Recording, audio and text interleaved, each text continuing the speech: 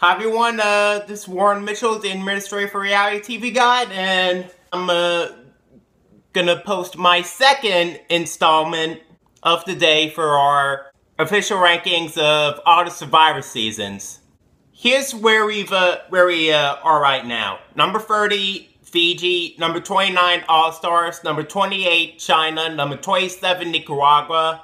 And right now, about to do number 26.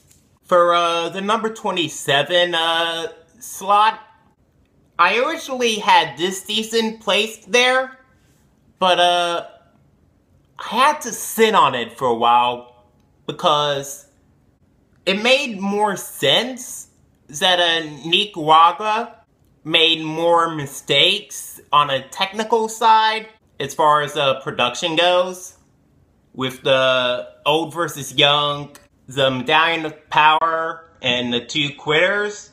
I decided to rank this season one spot higher than I originally planned to put it, but this is as generous as I can be, and I'm ready to lay another smackdown.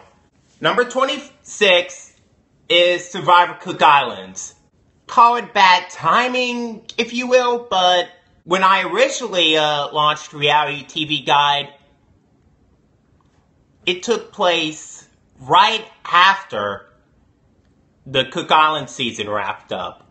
Fiji ended up being our first Survivor season that we ended up recapping. Shame that we had to pass that up the first time because we always concentrated on doing recaps for current shows. And at the same time, we couldn't help but make a lot of references to Cook Islands in our Survivor recaps because we were not fans of it when it first aired. So fast forward to a couple years later to last year when we decided to relaunch Reality TV Guide. I made the decision based off of ideas that I conjured up and inspirational pieces that I looked at. And when we came back, I made the rules that we can do select shows that we recap every week for each new episode, but for the most part, we were going to concentrate on recapping past seasons in its full entirety. Because with Reality TV Guide, I wanted it to be something that covered almost every base of reality television and what was offered in that genre.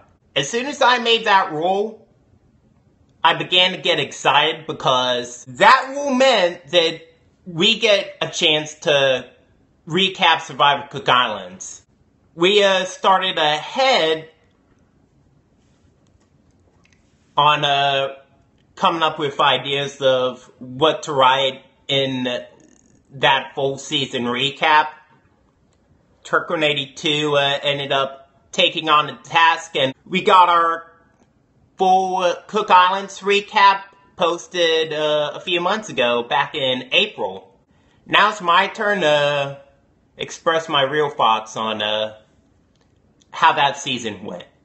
Because this is going to be a tough one, I'm going to start right away with the few things that this season got right.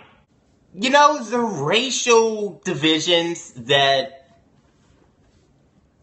was implanted at the beginning, it drew a lot of controversy because you're segregating different races into separate tribes. But the way that I saw it, I thought it would be an interesting social experiment because it would challenge several point of views. I mean, I'm not condoning racial insults or I'm not even trying to be racist, but I was curious to see what would happen if those divisions were challenged. Second off, I had this complaint about the one tribe losing every challenge, and that wasn't true at all. The minority tribe actually won 2 immunity challenges, and then they had 1 reward challenge victory, so I'm glad it didn't end up the way that I saw on Fiji and Palau. They took a pretty hard beating, but it wasn't a lopsided bloodbath as I originally thought it was. The third thing is, there were a few people on there that I really enjoyed seeing on there. Some of them played once, and others went on to do 2 more seasons after that. You have Parvati Shallow. Bonus positive, because if it weren't for that season, I wouldn't have seen how Parvati would play in the future seasons, like on Micronesia and Heroes vs. Villains. I was really fortunate to have that. That was my favorite person on Cook Islands, and she remained my favorite castaway on Micronesia and Heroes vs. Villains. And on those, she played a lot better than she did on Cook Islands. So I'm glad that she got the chance to come back on again and show her real value in the game. Jonathan Penner, I was kind of meh-ish in his original season. Same result in when he came back on Micronesia, and then I was totally on the Jonathan Penner train when Philippines came around. And for good reason. He played a lot better than the 2 previous ones. You also had Candice. I mean, I admired her physical prowess. Didn't have any complaints about her social-wise or strategic-wise. I really warmed to her and thought she was a really good personality. I know someone's gonna argue on that, but that's how I saw it.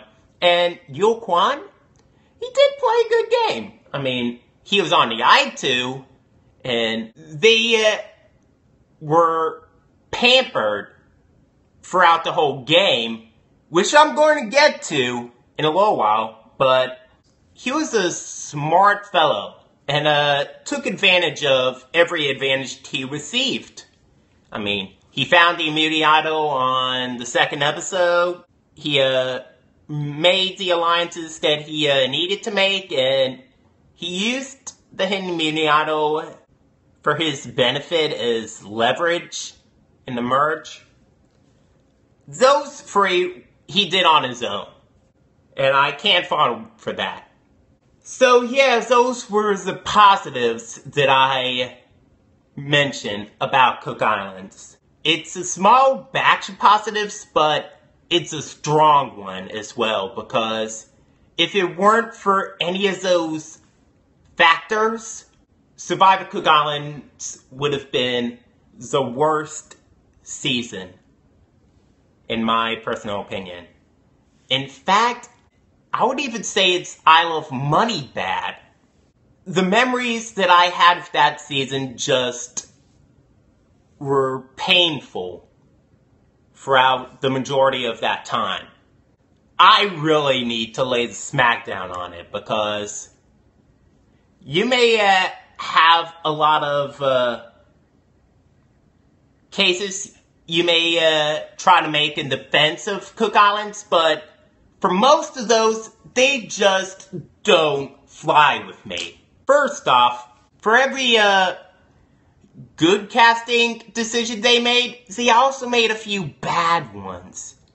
I mean, in the first episode, C.Q. just rubbed me the wrong way with his controlling I was really glad to see it blow up in his face on the first episode. I mean, he earned his first boot honor, for sure. Stephanie Favor tipped me off for on 2 occasions. One in episode 4, she wanted to go home and then changed her mind after that.